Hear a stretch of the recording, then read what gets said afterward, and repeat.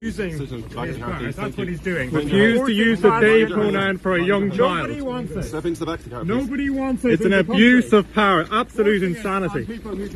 Absolute insanity what's happening here at Wilson's on Hospital every School. boy and girl and man and woman, forcing transgenderism on them. Nobody accepts this. They don't believe it. People don't want to be told what to believe in.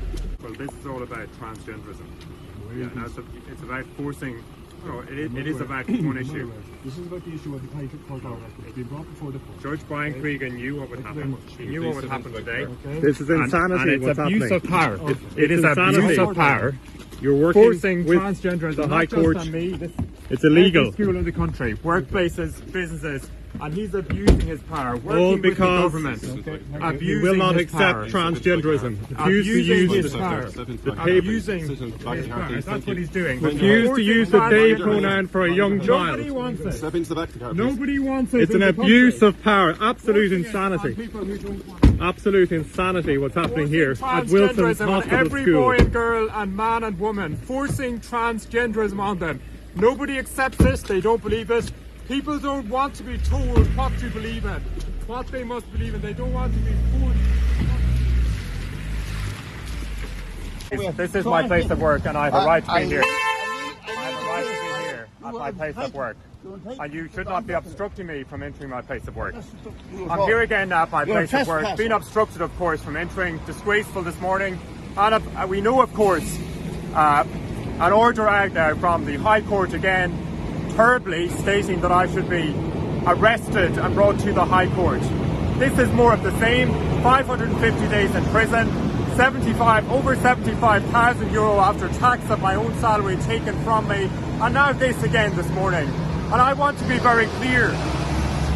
People should know that from beginning to end, this is all about transgender ideology, forcing it upon every school in the country, not just this school, every school in the country and the public at large, saying you will accept this. That's what all this is about. The guards, the courts, the orders, throwing me into prison, take me out again. It all goes back to this one thing. Every boy and girl, man and woman in the country told you must bow to this and accept it.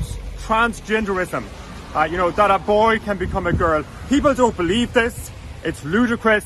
And as we know, of course, most of all, it's anti-Christian. It is an anti-Christian ideology. You're being told you can't have your religious beliefs. You can't have your Christian convictions. You must bow to this. You must accept it. Everybody silenced into submission. That's what this is about this morning. From beginning to end, about one issue: transgender ideology. And it's disgraceful. I would say, crime stalking our land, the streets not safe, wave of crime, but the guards' business now this morning to come and arrest me from here. And you can throw me in a prison cell, you can silence me, but my conscience will bring me back to this gate, because I have a right to be here. I have a right to teach German here in this school. I did my job well. Every parent, I'd say, would say that this morning who had a child in my class. I did my job well. I was a good teacher. I am a good teacher. I am a good teacher. And when I was hired here, my contract didn't say that I had to call a boy they. It didn't say that I had to renounce my Christian beliefs. And we saw the DAP, the Disciplinary Appeals Panel. That's the body that was supposed to investigate what happened here. Was it right that I was suspended for this issue? And we saw a month ago now what happened. No cross-examination. The hearing aborted, cut short at the end. And Principal Niamh McShane and the chairperson, John Rogers, being protected. No questions allowed. No questions allowed. No evidence, the evidence allowed to be brought forward.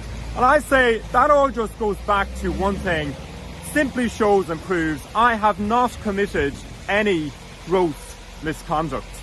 I have not committed any gross misconduct. Why the cover-up? Why the no questions? Why the no cross-examination? It really all goes back to the same thing.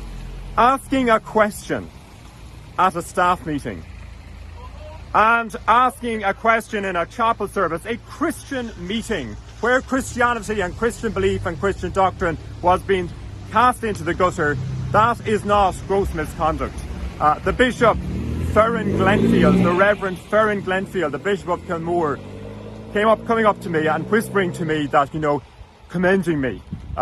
He agreed with me. Maybe he didn't have the courage to do it himself. I know he's the one who's supposed to know, isn't he, what Christian doctrine, what the ethos is of this school. So that's the case today.